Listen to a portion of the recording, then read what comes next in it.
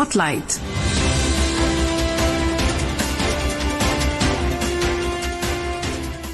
This is Akashvani. In the program Spotlight, now we bring you a discussion on strengthening ties between India and Germany. The participants are Skand Ranjan Tayal, former ambassador, and Manish Pratim Bhuyan, journalist.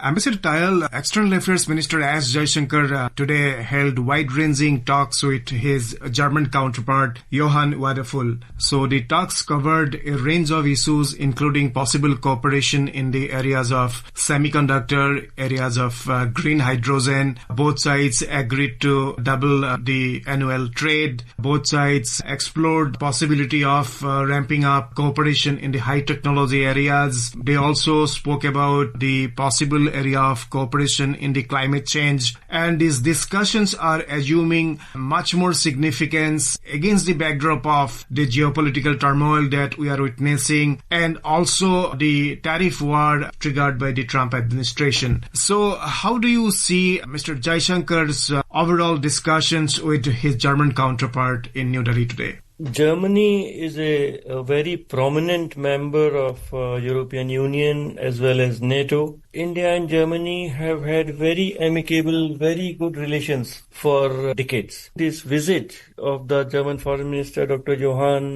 Wadephul is very timely and very important because of two reasons. One, that entire international relations scenario globally is in a world of political uncertainty and economic volatility. President Trump's indiscriminate imposition of tariffs to most of the countries, even on Germany and the European Union, and also political uncertainty. A few days back, our Honorable Prime Minister was first in Japan, then in Tianjin for the SCO summit, and he had very fruitful, very long meetings with President Putin, Russian President, as well as with the Chinese President Mr. Xi Jinping. So this is a very good time for India to brief our friends in European Union and particularly very prominent European countries like Germany, that what happened there and how India sees the future of global trade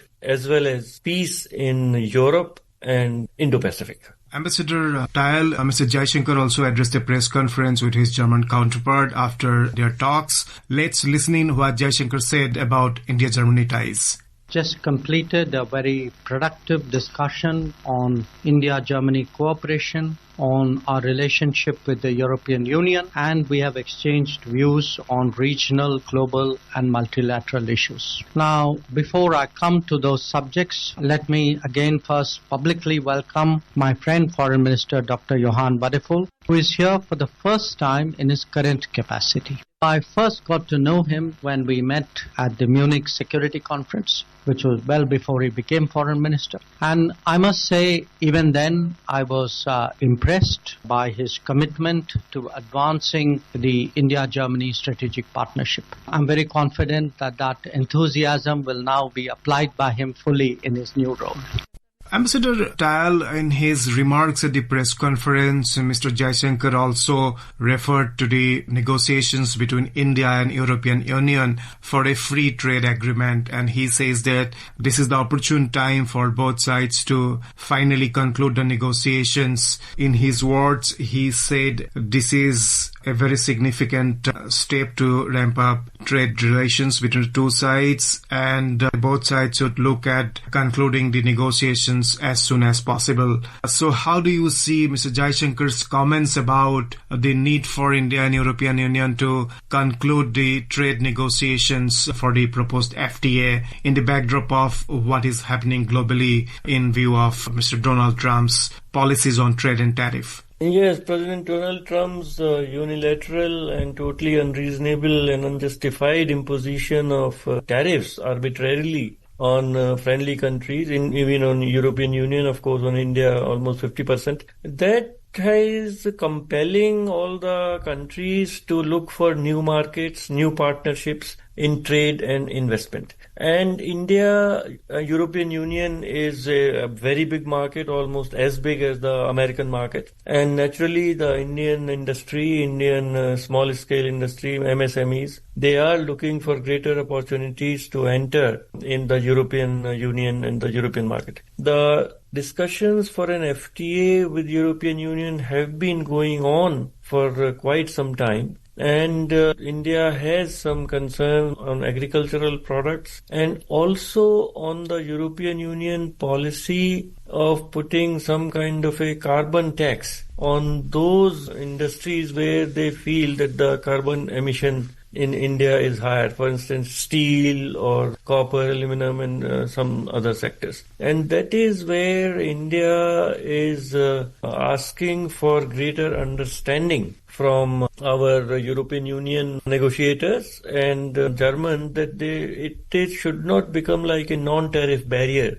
that Indian exports are taxed at a higher level. So whatever advantage we get from a free trade agreement, because the free trade agreement means the lowering of duties, that whatever is the prevailing rate of duty, tariffs, customs in Europe for global products, from that level, the duty for Indian products will come down. So whatever duty comes down, then that could perhaps be just reimposed on the carbon tax. So there are some issues on which the negotiations have been stuck for years. And now there is so much of volatility in the economic environment, trade environment, and India is also now fourth largest, and perhaps it will be almost on the road to third largest economy of the world. It is important that it is fully integrated with the global supply chains and has a full opening entry in the European Union market. So what discussions between the two external affairs ministers and our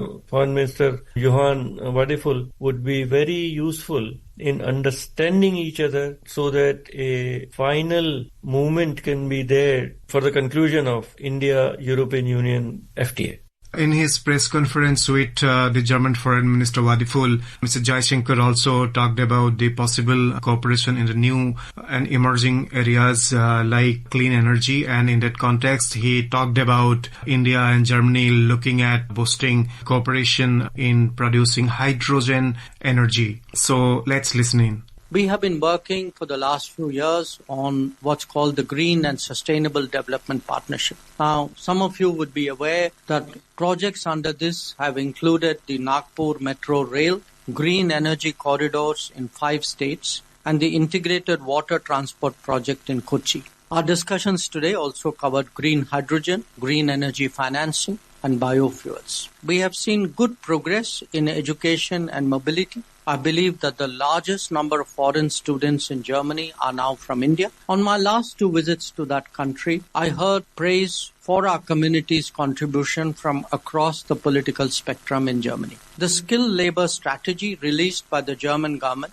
offers a very good framework for mutual benefit. We have also agreed on gratis visas for short-term school and college visits to further promote student exchanges.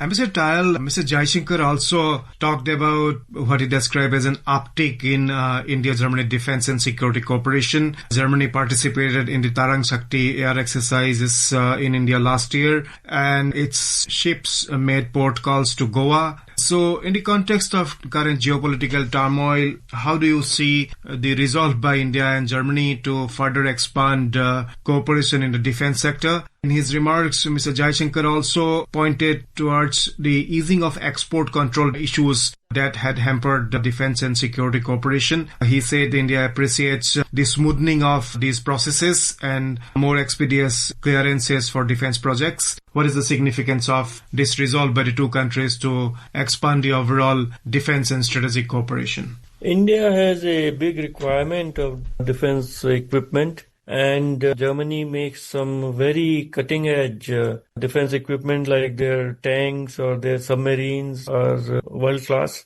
And there are 2 issues. One, India always wants technology transfer, that whatever weapon systems or large platforms like tanks, etc., India goes for, that gradually most of that production should be in India itself. And there, as our External Affairs Minister referred to, there are some issues on export controls that Germany has its own regulations and policies that some technologies cannot be exported. And there, relaxation is required for friendly countries like India, as has been done by the United States. There is a lot of defense technology and defense equipment which can be sold to India or transferred to India without congressional approval. So that would be the way to go forward. This will be a long-term objective of India-Germany bilateral relationship, but India has a lot of requirement for cutting-edge technology. The way world is changing, the wars are changing. In Operation Sindoor, we saw how drones and rockets and cyber and missiles, anti-missile systems, they had become very important. And in that direction, there could be a future collaboration and cooperation and joint development and production of defense equipment between India and Germany. In his remarks, Mr. Jaishankar also talked about possible cooperation in the area of semiconductor. So let's listen in what Jaishankar has said about the possible cooperation in this very crucial area. In the semiconductor manufacturing area, that has actually emerged as a particularly promising domain. We welcome German investments and GCCs. And I must say that the model of talent preparation and flow that Germany has evolved has been particularly effective. I would really commend our German colleagues for that. And we hope to see that scale up further. We have just marked 50 years of our scientific collaboration. Intensifying that and linking it to industry is the task that we have set for ourselves. Our cyber and digital dialogues are also important. Minister Wadaful visited the Indian Institute of Science in Bengaluru and also ISRO. And I'm very glad he did, because I think space cooperation has a lot of potential, and we again today agreed that it should be more aggressively explored. Mr. Dayal, Germany has been a very, very influential power in Europe. So how do you see the overall outcome of the talks between the two foreign ministers? And what would be the next kind of phase of India-German relations from the perspective of the geopolitics? It is, as the German foreign minister said, that India and Germany are very good friends and, of course, strategic partners. But on some issues, there could be some differences. And I think he was alluding to the Russia-Ukraine conflict, where European Union and all the European countries have a certain position. So there, I think the opportunity was very good that India would have briefed the German side on what transpired about Russia-Ukraine conflict when Prime Minister Modi had his long discussion with President Putin. And the German Foreign Minister said and requested that India should leverage our relations with Russia to foster peace in Europe. And the second part is of economic engagement, trade and investment and technology transfer. And there are immense possibilities. And whether it is semiconductor, where India has the talent, and